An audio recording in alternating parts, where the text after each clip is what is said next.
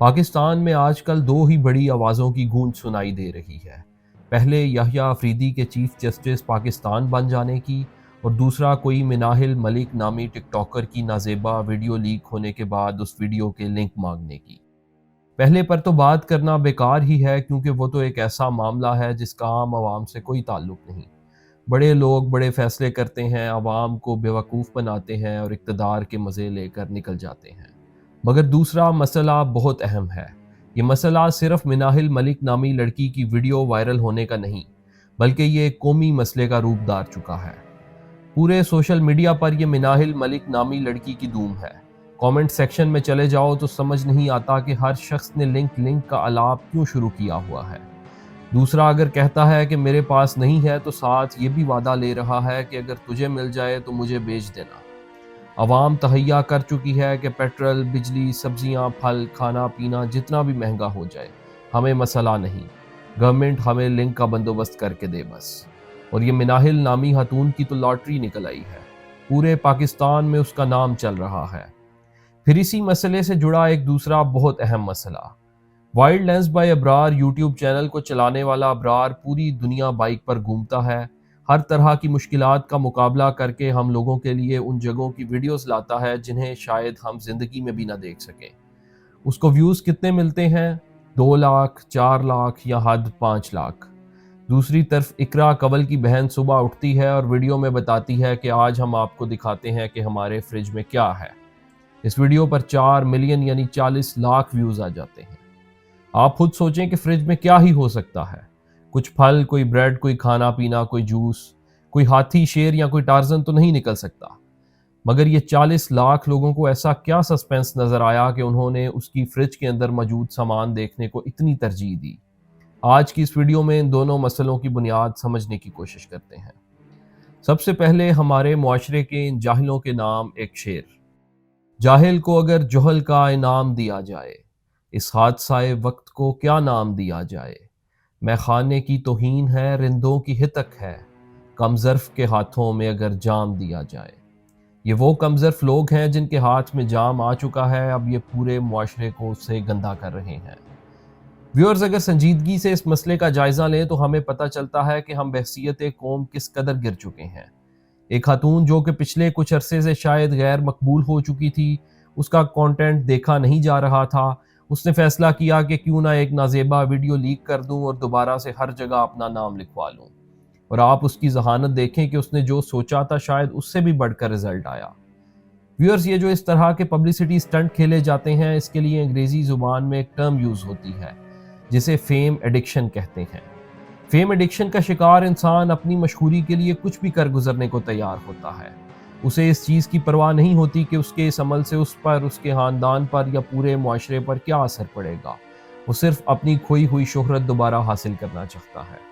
और व्यूअर, सिर्फ पाकिस्तान की बात करें तो ये कोई पहला वाक़या नहीं है, ऐसा बहुत बार पहले भी हो चुका है। और आप देखें कि जिसने ये काम किया वो अपने मकसद में कामयाब रहा। हालांकि असूली तौर पर ऐसे इंसान को फेल होना चाहिए था। घटिया तरीके से ली हुई कामयाबी कामयाबी नहीं होती, बल्कि अपनी नाकामी का इतराफ़ होता है।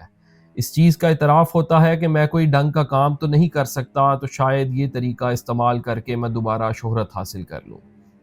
इस चीज़ की असल ज़िम्मेदारी लोगों पर आयद होती है कि वो ऐसे तमाम लोगों और उनके इस तरह के घटिया एक्शंस को डिस्करेज करें, उनके अकाउंट्स पर जाके उनके अकाउंट रिपोर्ट और ब्लॉक करें। मगर आफरीन है हमारी कौम पर, सब इन्हें गालियां देंगे, न जाने क्या कुछ कहेंगे कि क़यामत की निशानियां हैं और फलां फलां, और फिर इन लोगों को देखते भी रहेंगे और इन्हें पहले से ज़्यादा सब्सक्राइब करेंगे। ये तो चले एक लड़की की कहानी है जो पहले तो अपनी इस तरह की वीडियोस बना रही थी और फिर मौका देखकर उनको लीक कर दिया। आप पाकिस्तान के बाकी टिकटॉकर्स को भी देख लें कि वो क्या कर रहे हैं। इस मुआशरे को खराब करने में किस तरह ये सब लोग अपना अपना रोल प्ले कर रहे हैं। सुबह उठते हैं और अपने घर की बातें बताते हैं, और यही करते करते रात हो जाती है। वीडियो सोशल मीडिया पे डालते हैं और मिलियंस की तादाद में व्यूज़ लेते हैं। समझ में ये नहीं आता कि किसी के घर की बातों में ऐसा क्या है कि उसको देखने मिलियंस में लोग पहुंच जाते हैं। कमेंट्स करते हैं, लाइक करते हैं, जिससे इन लोगों को मज़ीद हौसला मिलता है कि शायद हम कोई बड़ा ही प्रोडक्टिव काम कर रहे हैं। व्यूअर्स, मेरे ख्याल में ये फैमिली और घरेलू कंटेंट देखने का ताल्लुक उस एक आदत से है जो हम सब लोगों में मजमूई तौर पर मौजूद है, اور وہ ہے دوسروں کے گھروں میں اور ان کی زندگیوں میں جھانکنے کا شوق۔ ہم سب ایسے ہی ہیں۔ ہمارے محلے میں کوئی لڑائی ہو تو ہماری کوشش ہوتی ہے کہ فوراً کسی ایسی جگہ پہنچ جائے جہاں پر آواز بالکل صاف آئے۔ ہم لوگ بلا وجہ دوسروں کے گھروں کی اندرونی باتیں تیسرے بندے کے ساتھ کریں گے اور اس میں خوشی محسوس کریں گے۔ راہ چلتے دو موٹر سائیکل سوار آپس میں الجھ جائیں تو ہم سب ادھر ہی رک کر پوری ٹریفک بند کر دیں گے۔ اس معاملے سے ہمارا کوئی تعلق نہیں ہوگا، مگر ہم کوشش کریں گے کہ سائیڈ پر رک کر اس سارے منظر کو دیکھیں۔ شاید یہی وہ مزاج ہے جس وجہ سے پاکستان میں سستے اور گھٹیا قسم کے لوگ مقبول ہیں، جو اپنے کمروں اور بیڈ رومز کی باتیں ہمیں بتاتے ہیں، جس کو سن کر نہ تو کوئی علم حاصل ہوتا ہے، نہ کوئی مینٹل گروتھ ہوتی ہے اور نہ ہی کوئی اور فائدہ ہوتا ہے، مگر ہم ایسی ویڈیوز پر رکتے ہیں، ٹائم دیتے ہیں اور مکمل انہیں سنتے ہیں۔